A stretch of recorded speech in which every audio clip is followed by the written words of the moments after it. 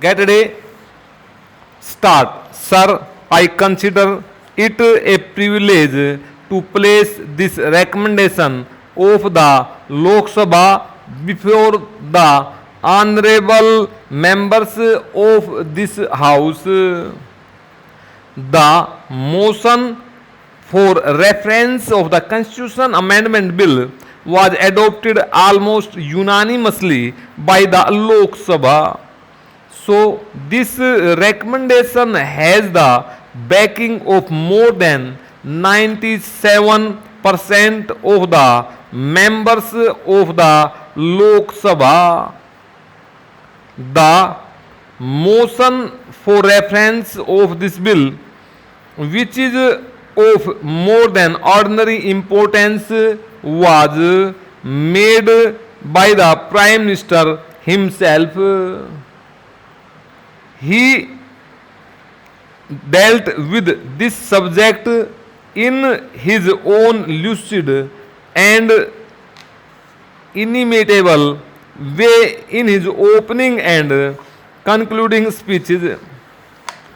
I do not think it is necessary for me to go into matters of detail here. Even ordinarily at this stage, we would be concerned only with the broad principles of the bill.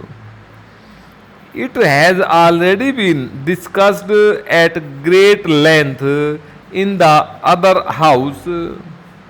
I only hope that it will be viewed in a similar spirit of understanding and sympathy by the honorable members of the Rajya Sabha. They are perhaps reputed for greater sobriety and wisdom.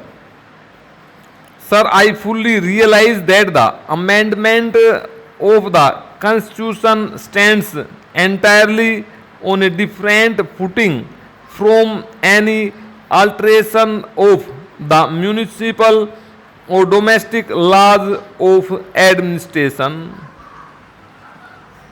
Here we are concerned with matters of a basic and vital character, and it is necessary to weigh every proposition dispassionately in an objective manner so that our decisions may be sound.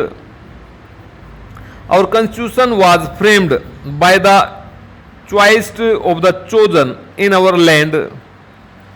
So it has to be treated with tenderness, with profound respect, and so far as possible, it should not be disturbed except for very adequate and even for only compelling reasons. I feel that the amending bill satisfies these tests, and that is why I am making this motion. Our constitution enshrines the main purpose and objective of our national policy. Our society is to be based on the twin pillars of social and economic justice. The preamble embodies the main objective for which the Parliament is designed and intended to function. It has, besides the preamble, the directive principles which, in a way, chalk out the road which will lead to the goal which has been defined in the Constitution.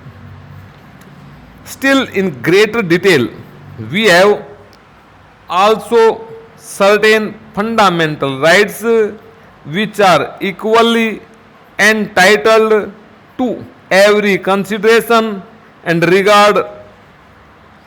Besides, the Constitution provides for an independent judiciary and the Supreme Court.